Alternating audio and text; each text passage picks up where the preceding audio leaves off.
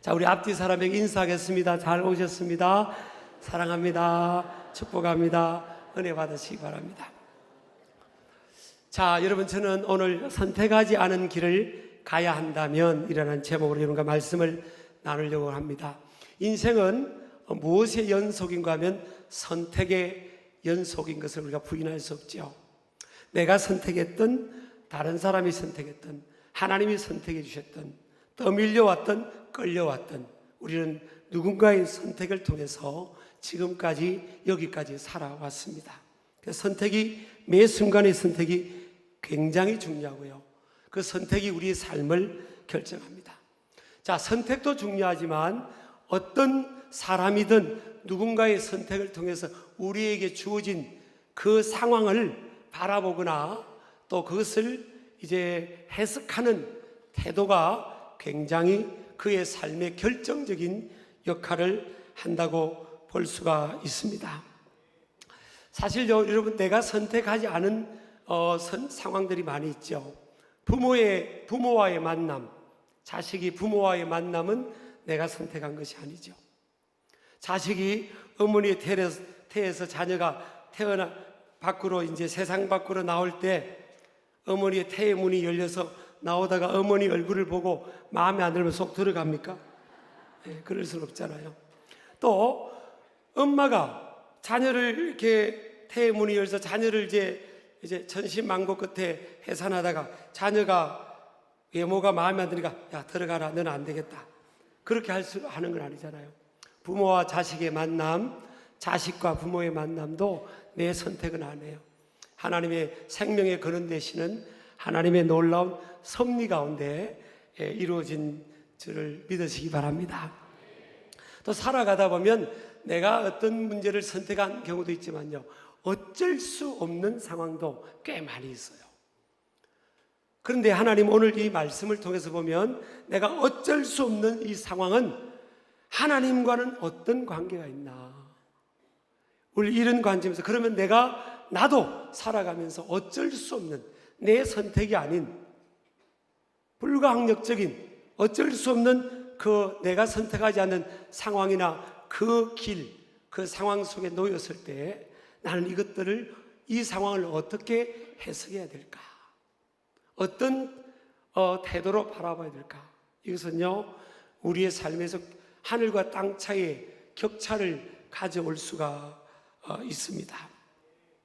오늘 우리 여러분과 함께 사회자님과 읽었던 이 사무엘상 말씀은 사무엘 선지자를 통해 사실은 우리에게 주신 말씀이에요. 근데 이 사무엘 선지자는 사실은 위대한 선지자였습니다. 왕이 될 사람에게 기름을 부어서, 사무엘 선지자가 하나님의 음성을 듣고 그에게 기름을 부으면 그가 왕이 되는 거예요. 사무엘 선지자가 어느 동네를 방문하면 그 동네 사람들이 벌벌벌 영적으로 떨 정도였어요.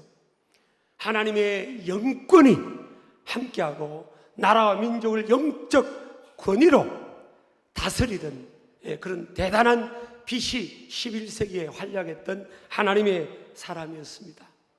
근데 그가 태어난 출신 배경과 그 당시의 환경을 오늘 보여주고 있는데요, 그의 어머니가 누구였는가 하면 한나라는 여인이 있습니다. 이 한나라는 여인은 사실은 기구한 여인이에요. 엘가나라는 남자와 결혼을 했는데 이 남편과 사이에 아이가 태어나지 않는 거예요. 요즘은 아이를 스스로 안 낳기도 하고요, 아이 없이 살아가는 가정도 꽤 많고, 또 누군가가 아이가 없다고 해서 그렇게 부정적으로 바라보지도 않는 그런 사회적 시선이, 성숙된 시선이 있지만, 지금으로부터 약 2100여 년 전에는요, 그렇지가 않았어요. 3100여 년 전에는 그렇지가 않았어요. 고대 원시적 농경문화 사회였기 때문에 모든 것이 사람의 직접적인 인력으로 움직이는 시대였습니다. 그러니까 집에 아이가 없으면 일이 돌아가지가 않아요. 그러니까 그 당시에 어떤 여인이 결혼을 하고 아이를 못 낳는다면 사람들의 시선이 굉장히 부정적으로 바라보는 그런 때였습니다. 그래서 그 당시의 관습과 문화를 따라서 이 엘가나라는 남자가 둘째 부인을 이렇게 데려옵니다. 데려와서 이제 둘째 부인 사이에서 아이를 이제 출산을 하게 되는데, 또 오늘 설교에 제가 은혜를 받고 남자들이 둘째 부인을 데려오지 마시길 바랍니다. 근데 아니 참 이게 인생이요, 참 아이러니하고 인생이 참 풀리지 않는 수수께끼와 같은 일들이 많아요. 믿음 좋은 한나는 어떻게 된 반인지 엘가나라는 남편 사이에 아이가 안 생기는데, 둘째 부인 버니나는 믿음이 별로 좋지 않은데요, 오자마자 아이를 쑥쑥 낳는 거예요. 그런데다가 이 둘째 부인 버니나라는 여자입니다. 이 여자가 한나라는 첫째 부인에게 계속 괴롭힙니다. 말로 괴롭혀요. 여러분, 인생을 살면서 우리가 어려움을 겪을 때가 많잖아요. 그 어려움이 가장 우리를 힘들게 하는 상황들을 가만히 보세요. 사람이요, 사람이 주는 고통이 제일 큰 거예요. 다른 것들은요, 사람이 우리로부터 받는 고통에 비하면 다른 고통은 경한 고통입니다. 사람이 말로서 행위로서 살아가는 인생길에 사람에게 고통을 주는 경우들이 많아요. 왜냐하면 사람이요, 악한 사람들이 많아요. 사람들의 이 내면이, 이 심성이에요, 죄성이들이 죄성. 자기 중심성이 있고 욕심이 있고 개인주의 성향이 있고 타락한 본성이 있어서 사람이 사람을 괴롭히는 거예요. 그 최초의 가정에서부터 이미 형제가 형제를 죽이는 그런 살인이 일어나지 않습니까? 그럼 사람이 사람을 믿을 수 없는 존재, 사람은 믿을 수가 없는 존재예요. 자, 우리 옆 사람에게 한번 인사합시다. 저를 믿으시다가는 큰 코 다칠 수 있습니다. 사람은 성경에 보니까 이 두 권 하나님의 말씀에 보니까요, 사람을 믿어라, 사람을 신뢰하라, 이런 구절이 이 성경에 한 구절도 없어요. 사람을 사랑해라, 사람을 용서하라, 이런 구절은 있는데 사람을 신뢰하라, 사람을 의지하라 라는 구절이 없어요. 성경에는요, 하나님만 사랑하고 하나님을 의지하라는 구절밖에 없어요. 그래서 이 한나라는 여인이 둘째 부인이 들어와서 자기 주제를 파악을 못하는 거죠. 여러분, 사람은요, 주제 파악 못합니다. 저도요, 참 배신도 많이 겪어봤어요. 제가 맨날 웃고 다니니까 배신 안 당해본 것 같죠. 배신도 많이 겪었어요. 그냥 장학금 대줬던 친구가 그 아이들이 이유 없이 배신하는 경우도 봤어요. 한 번도 우리가 안 쓰던 이불을 우리 부부가 그 아이 기숙사 생활하는데 이불 없다고 해서 내주는데 이유 없이 우리를 배반하더라고요. 이유가 없는 거예요. 그래서 머리 덜 난 짐승은요, 믿지 말라는 말도 있어요. 둘째 부인으로 들어왔으면 자기 주제에 맞게 그 위치 안에서 살아야 되는데 이 둘째 부인이요, 막 첫째 부인을 떠받는 겁니다. 상처가 많은, 아니나 다를까 상처가 많은 이 한나라는 여인을 막 떠받는 거예요. 네가 그 안방을 차지하고 있냐고. 그래서 계속 말로서 그냥 괴롭히는 거예요. 사람은요, 이 말에 긍정적인 권세도 있지만 부정적인 권세도 있어요. 말로 사람을 살릴 수도 있고 죽일 수도 있습니다. 하나님께서 말씀으로 천지 만물을 창조하신 것처럼요, 인간의 이 말로 사람을 살릴 수도 있어요. 우리 신길 가족들, 하나님 백성들은 이 말로 따라서 사람을 살리자, 살리는 말을 해야 돼요. 살리는 말. 그래서 나를 만나는 사람이 내 입에 나오는 말을 듣고 그냥 살아나야 되는 거예요.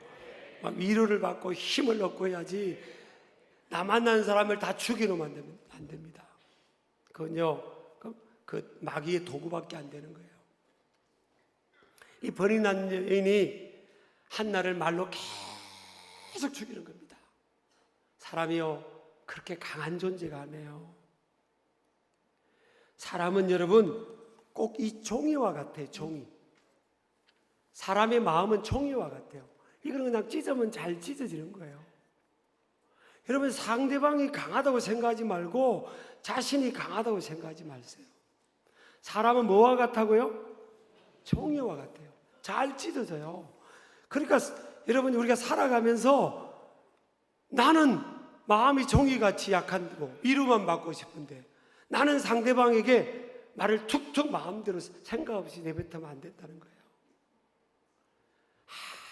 아주 배우자에게도요, 섬세하게 부드럽게 다 해야 됩니다. 여보, 사랑해요. 그리고 밥을 하나 차려와도요, 고맙다고 표현해야죠. 왜 고맙다고 나누고 밥을 그냥 드시냐고. 그냥. 저는 지금까지 36년 차라 결혼생활 하는데 제가 사실은 잘해주는 게 없어요. 저는 뭐 우리 아내가 목회한다고 청소도 못하게 하고 뭐 다른 거 아무것도 욕을 안 해요. 요즘은 딱 가끔 욕하는 게 있어요. 무거운 쓰레기 봉지에서 막 도저히 손목이 힘들다고 해서 그거 가끔 일주일에 한 번 들어주는 것밖에 안 해요. 이거 완전히 낙제점 남편입니다. 나는요, 요리도 한 번 해준 기억이 없어요. 나는 김치찌개도 못 끓이고 된장찌개도 못 끓여요. 나는 우리 아내가 나보다 오래 살아야 돼요. 나는 완전 생존이 안 돼. 생존이 완전히 30몇 년째 딱 그렇게 돼버렸어요. 그렇게. 근데 제가 안 쫓겨나는 이유가 있어요. 그냥 제가 밥을 차려오면 너무 감격스럽게 표현을 합니다. 그냥 여보, 왜 이렇게 맛있는, 와, 세계적인 요리사의 당신. 그리고 맛있게 남기지 않고요, 맛있게 감사하면서 먹습니다. 우리 남자분들이요, 그것만 해도 안 쫓겨납니다. 그 다음 반찬이 달라져요. 사람이 약합니다. 그래서 이 한나, 믿음 좋은 한나도요, 견디지를 못하는 겁니다. 그래서 어디를 달려갑니까? 믿음 있는 사람은요, 내가 믿음 있는지 없는지를 한번 점검해 보세요. 믿음 있는 사람은 고통이 주어지면요, 하나님 찾아요. 하나님 앞으로 오는 겁니다. 평상시에는 믿음이 밋밋한 것 같은데 고통이 주어지면, 견딜 수 있는 상황이 주어지면 하나님을 찾아요. 그 사람은 믿음 있는 사람이에요. 한나가 믿음 있는 여인이니까 하나님 앞에 나와서 펑펑 울면서, 괴로우니까 견딜 수 없이 하나님 앞에 울면서 기도하는 겁니다. 여러분, 너무 힘들면요, 하나님 앞에 나와서 우시길 바랍니다. 이 다윗의 기도를 보면 When I cry out to the Lord, He answered my prayer. 이게 굉장히 반복적으로 나와 있습니다. 다윗은 하나님 앞에 cry out to the Lord, 하나님 앞에 울었다는 거예요. 아니, 왕이 채통이 엎겨지고 왜 신하들 보는 앞에, 또 사람들 보는 앞에 우냐고. 다윗은요, 하나님 앞에 많이 우는 사람이에요. 하나님 앞에 많이 우는 사람은요, 사람 앞에, 세상 앞에서 기쁘게 삽니다. 눈물을 흘리며 씨를 뿌려야 기쁨으로 그 단을 거두게 된 줄 믿으시기 바랍니다. 그래서 우니까 울면서 하나님 앞에 기도합니다. 하나님, 나에게 아들을 주시면, 믿음이 있는 거예요. 생명의 근원은 하나님이시라는 믿음이고요, 불가능을 가능케 하신 분도 하나님이시라는 걸 믿는 거예요. 하나님, 나에게 아들을 주시면 이 아들을 하나님께 나실린으로 하나님 전에 다 하나님께 드리고 바치겠습니다. 그렇게 한 거예요. 서원 기도를 한 거죠. 그래서 그 서원 기도를 하나님이 듣고 기적적으로 하나님께서 이 한나에게 아들을 주신 거예요. 그 아들이 사무엘입니다. 근데 여러분, 들어갈 때와 나올 때 사람 마음은요 잘 같지를 않아요. 근데 한나는 하나님 앞에 서운한 것, 이 서운이요 하나님과 자신밖에는 몰라요. 하나님과 자신밖에는 모릅니다. 그런데 이 서운을 하나님이 받으시고 하나님께서 아들을 주시니까 아들을 젖을 뗄 때까지 키웠다가 엘리 대제사장이 있는 그 성전에 황소, 수소 3마리와 함께 아들을 맡겨버립니다. 젖대자마자 맡겨버려요. 아들이 둘이 있는 것도 아니고요. 여러분, 그때 아들이 없으면 그렇게 이 부정적인 인식이 있는 그런 상황인데도 불구하고 아들이 둘이 있는 것도 아니에요. 셋 있는 것도 아닙니다. 하나밖에 없는 그 아들을요, 다 키운 아들도 아니고 젖대자마자 맡겨버립니다. 바쳐버려요. 이게 뭔가 하면요, 따라합시다. 신실성. 영어로 하면 faithfulness입니다. 신실한 거예요. 처음과 나중이 다르지 않는 게 신실함이에요. 제가 이번 주에 이제 우리 재정부의 보고를 받았는데, 우리 원로 목사님 그 아드님 2분이 이제 목회자 길을 가는 2 아드님이 있는데, 둘째 아드님이 미국에서 애틀란타에 부목사님을 하고 계세요. 근데 헌금을 많이, 건축 헌금을 보내왔다는 거예요. 그래서 뭐 액수가 많은 액수라서 부교육자가 뭐 돈이 있어요. 겨우겨우 살아가는데, 그래서 액수가 꽤 많아서 그래서 원로 목사님께 전화드렸죠. 목사님, 이게 왜 저기 둘째 아드님 목사님 이렇게 헌금을 이렇게 많이 보내옵니까? 우리 교회 건축할 때 건축 헌금을 작정을 했다는 거예요. 서운했다는 거예요. 근데 겨우겨우 이제 신학교 다니고 뭐 여유가 없으니까 다녔다가 미국에서 매일 기도하는데 계속 그게 건축 헌금 작정한 게 생각이 나더라는 거예요. 그래서 싹 모아가지고 헌금을 보내왔다는 겁니다. 하나님 신실한 분들은요, 하나님께서 앞길을 열어주시고 축복하실 줄을 믿습니다. 이게 쉬운 게 아니에요, 여러분. 내 귀한 것을 맡기고 내가 말한 대로 하는 게 쉬운 게 아니에요. 제가 목회 30년 전에 4, 5년 전이었어요. 그때 전도사 때였습니다. 그때 이제 지금으로부터 34, 5년 전이니까 제가 막 풀 날 때 아닙니까? 사실 막 날아다닐 때 아니에요. 지금도 약간 그게 있는데 옛날 같지는 않아요, 지금. 근데 막 그때는 날아다닐 때 아닙니까? 3일을 막 앉아도 막 다니고 막 밤 새벽까지 막 스트레이트로 막 철야기도 하고 막 그럴 때였어요. 그 기도의 힘으로 지금까지 사는 건데, 그럴 때 막 이제 어떤 여집사님이 고등학교, 제가 이제 가르치고 양육하는 그 고등학생은 남자애를 둔 그 여집사님이 저한테 와서 그러는데, 전도사님, 저는 전도사님을 보면 내가 좀 젊었으면 전도사님처럼 신학을 공부하고 사람들에게 예수님을 전가하고 그렇게 하고 싶다고 저한테 이야기를 하는 거예요. 아유, 그렇게 좋게 봐도 감사합니다. 아직 늦진 않았습니다. 그랬어요. 근데 이제 얼마 있다가요, 이 여집사님이 얼굴이 빨개져가지고 저를 찾아온 거예요. 전사님, 큰일 났다는 거예요. 왜 그러냐고 했더니 우리 아들 좀 말려달래요. 그 외아들이 왜요? 고등부에서 제일 신앙생활 잘하고 예배 안 빼먹고 아이들이 임원으로 잘 섬기는 우리 아들이 어때서 그래요? 내가 볼 때는 최고인데 했더니 아니에요. 우리 아이가 맛이 갔어요. 왜 그래 했더니 글쎄 우리 아들이 신학교를 간대요. 그리고 선교사로 가겠다는 거예요. 선교사로. 아니 우리 아들은요 뒤에 사자 달린 그 직업을 감당하도록 내가 어릴 때부터 기도했는데, 아니 집사님 선교사도 사자가 달렸어요. 목사도 사자가 달렸는데 아니에요. 그 사자 아니에요. 그 사자는 고생하는 사자고 다른 사자가 있는데 거기를 가야 된다는 거예요. 제가 그래서 사람들이 제 앞에서 뭘 말하면 제가 병이 아니었어요. 다 못 믿는 병이 있어요. 이게 사람이 말한 걸요 그대로 못 지킨 거예요. 그래서 결국 그 아들이 신학교를 못 갔어요.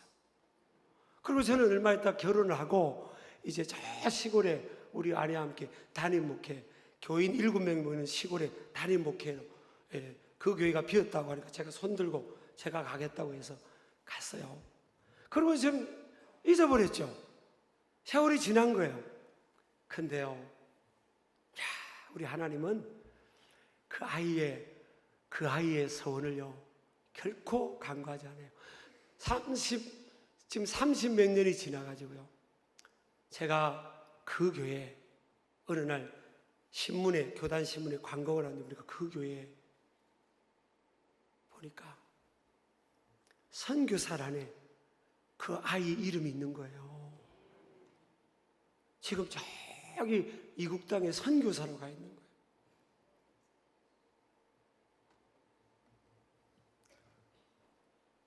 한나가 신실하니까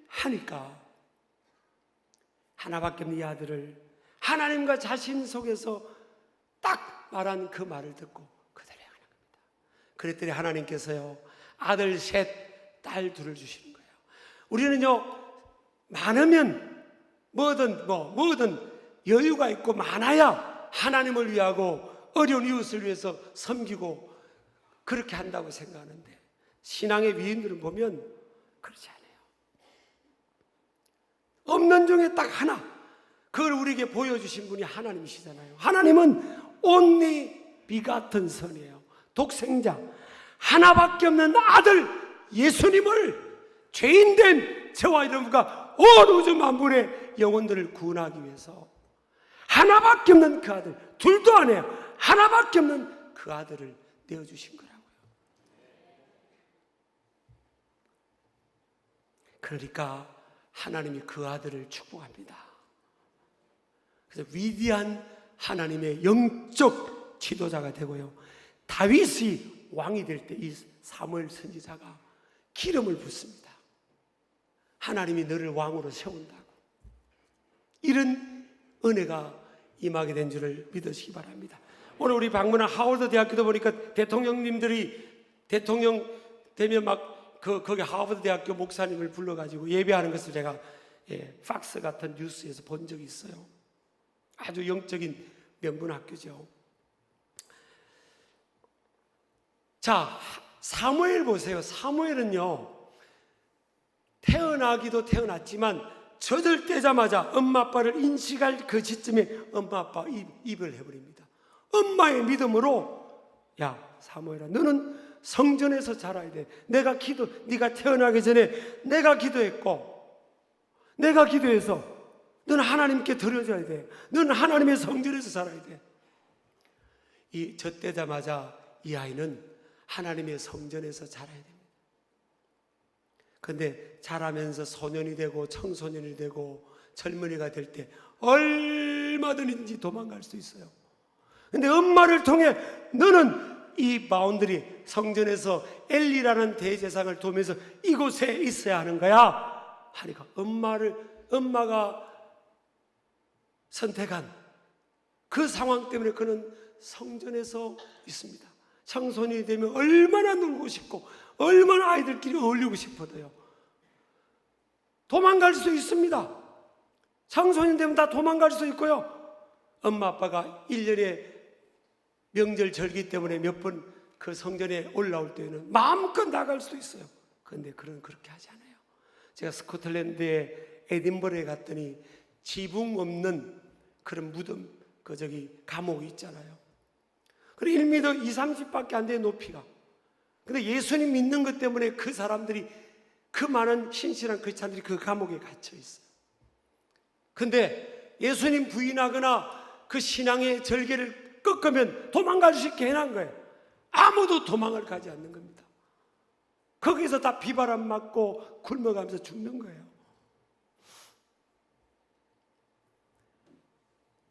사무엘이 엄마가 내가 너는 이곳에 있어야 된다고 이제 사무엘의 선택이 아니에요. 어머니의 선택이고 부모의 선택이었어요. 근데 그는 그 자리에 있습니다.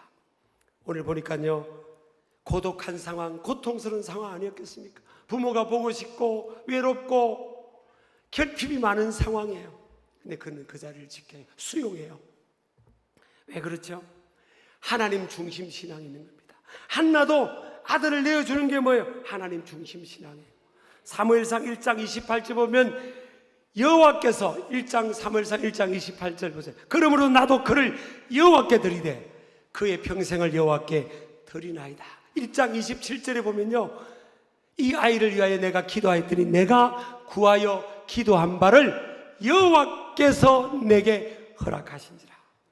하나님이 주신 아들이라는 거예요. 그러니까 28절 나도 주님께 이 아이를 드립니다. 하나님 중심 신앙이잖아요. 사무엘상 2장 11절도 보면 사무엘도 그런 고백합니다. 엘가나는 라마의 자기 집으로 돌아가고 그 아이는, 사무엘은 뭐예요? 그 아이는 사무엘상 2장 11절 따라서 사무엘상 2장 11절 다 읽겠습니다. 2장 11절 시작.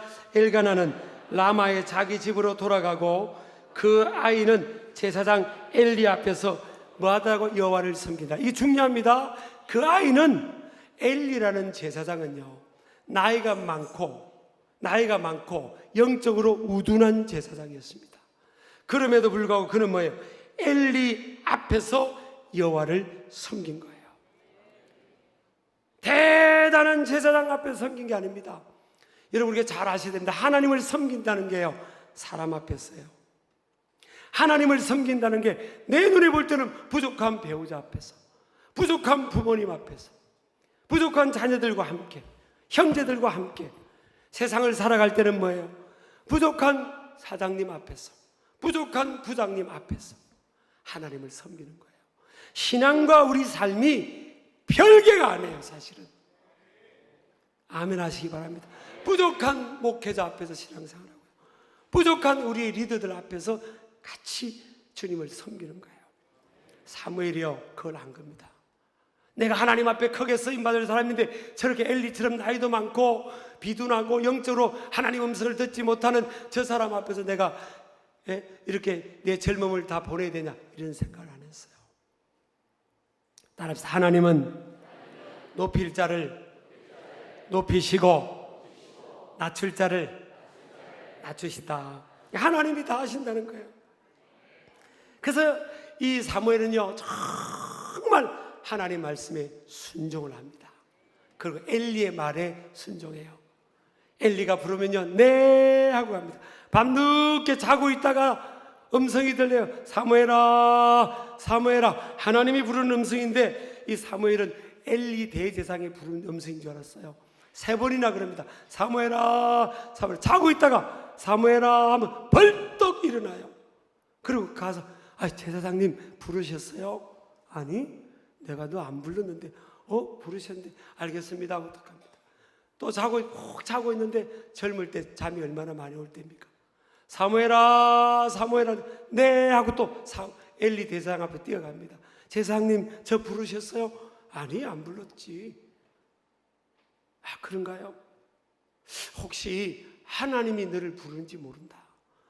또 하나님이 너를 부르면 그때는 네 하나님 내가 여기 있습니다, 말씀해 주세요, 그렇게 응답해라는 겁니다. 3번이나 하나님 음성이 들린대요. 사무엘이요, 다 귀찮아하지 않습니다. 여러분, 예를 들어 보세요. 밤에 자고 있는 여러분 아들한테 밤 11시, 12시, 1시에 자고 있는데 아무개야, 길동아 하면 아이가 네 하고 일어나요? 진짜. 밤 11시가 있는데 여러분 회사 부장이나 사장님이 이들이 지금 급한 일이 있어 회사 비상이야 빨리 와 하면 네 하고 갑니까? 태도가 달라요, 여러분. 사무엘은.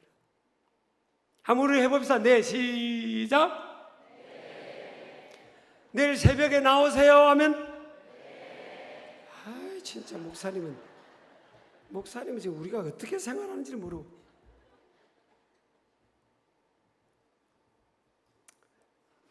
신앙은요, 순종입니다. 그래서 신명기 28장 보면 I'll set them on the highest place of the world.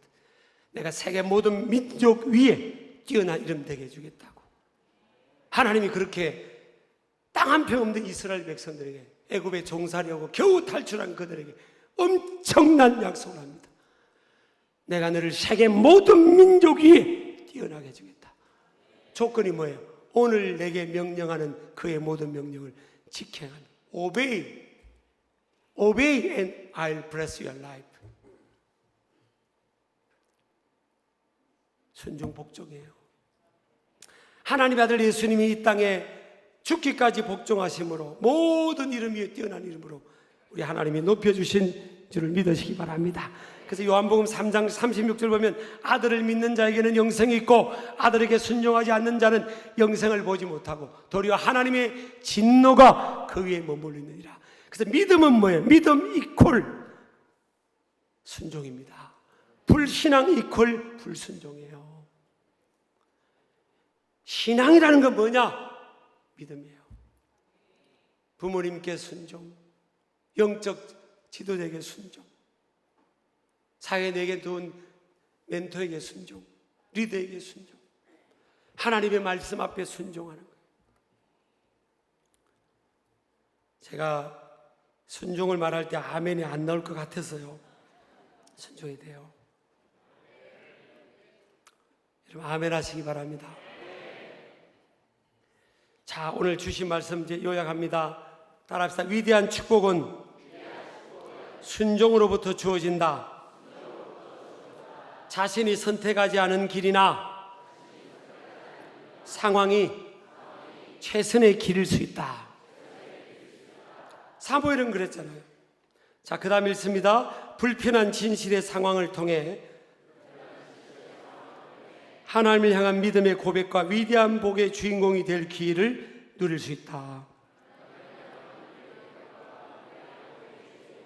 자, 그 다음 마지막 다 읽습니다. 시작. 결핍의 상황은 하나님께로부터 채우심의 상황을 경험하는 기회이다. 우리 아멘 하시기 바랍니다. 아멘. 그래서 빌립보서 4장 19절 제가 평생 붙들고 왔고요. 정말 신학교 때 매일 붙들었던 말씀이에요. 나의 하나님이 그리스도 예수 안에서 영광 가운데 그 풍성한 대로 너희 모든 쓸 것을 채우시리라. 왜 사무엘이 하나님께서 은혜를 많이 받았을까요? 사무엘은 시간이 지나면서요 2장 26절 보면 아이 사무엘이 점점 자라며 여호와와 사람들에게 은총을 더욱 받더라. 예. 뭘 받더라고요? The boy Samuel continued to grow in stature, in favor with the Lord and with man. 자라면서 하나님의 은총과 축복을 받았다는 거예요. 왜 그래요? 엄마 아빠 없이 있고 너무 힘드니까 하나님의 성전에서 그 결핍된 상황에서 하나님께 매달린 거예요. 하나님이 채우시는 은혜를 받은 거예요. 여러분요, 결핍이 다 안 좋은 상황이 아니에요. 우리는 살아가면서 내가 원치 않는 선택적 상황을 만날 수 있습니다. 그때는 생각을 바꿔야 됩니다. 아, 하나님께로부터 채움을 받을 기회구나. 그래, 하나님께로부터 채움을 받자. 하나님의 공급하신 은혜를 받자. 하나님의 기적을 경험하자. 뭘 경험하자고요? 하나님의 기적을 경험하자는 거예요. 그런 모습 되기를 주의 이름으로 축복합니다. 축복합니다. 다 일어나시겠습니다. 오늘 들은 말씀 생각하면서 찬양하며 믿음을 결단하고 응답하는 시간 되기를 바랍니다. 내가 주인 삼은 모든 것 내려놓고 주님 앞에 우리가 신앙을 고백하고 결단을 고백합니다. 가사를 음미하면서 나아갑니다.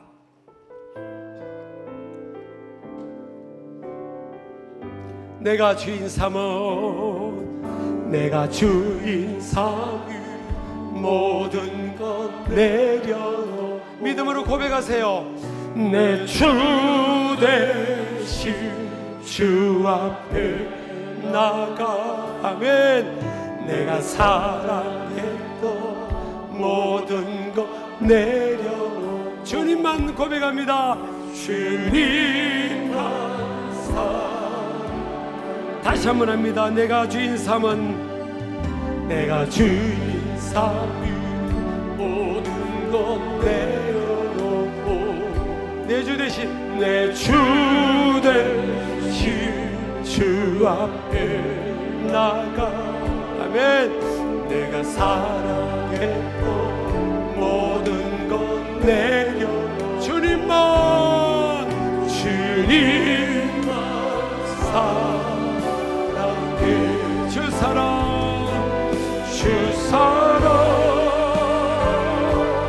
거친 풍랑에도 깊은 바다, 깊은 바다처럼 나를 잠잠케 해. 주 사랑, 주 사랑.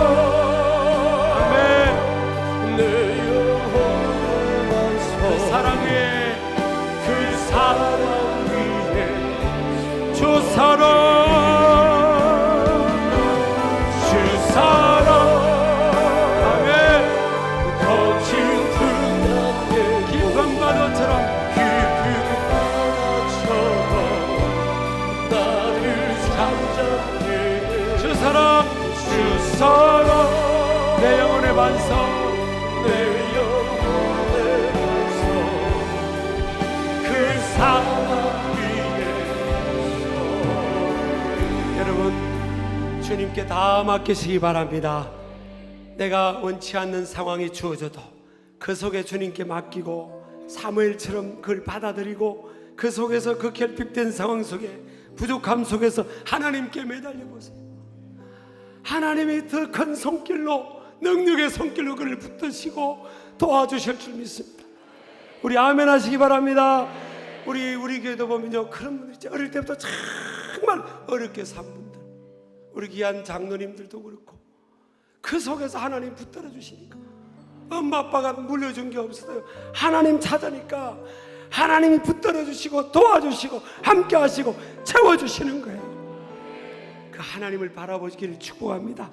우리 하나님 앞에 손을 번쩍 들고 주님께 오늘 이 시간으로 주님을 바라보겠습니다. 사람 바라보지 않기를 원합니다. 우리 주여, 우리 지금 기도합니다. 주여.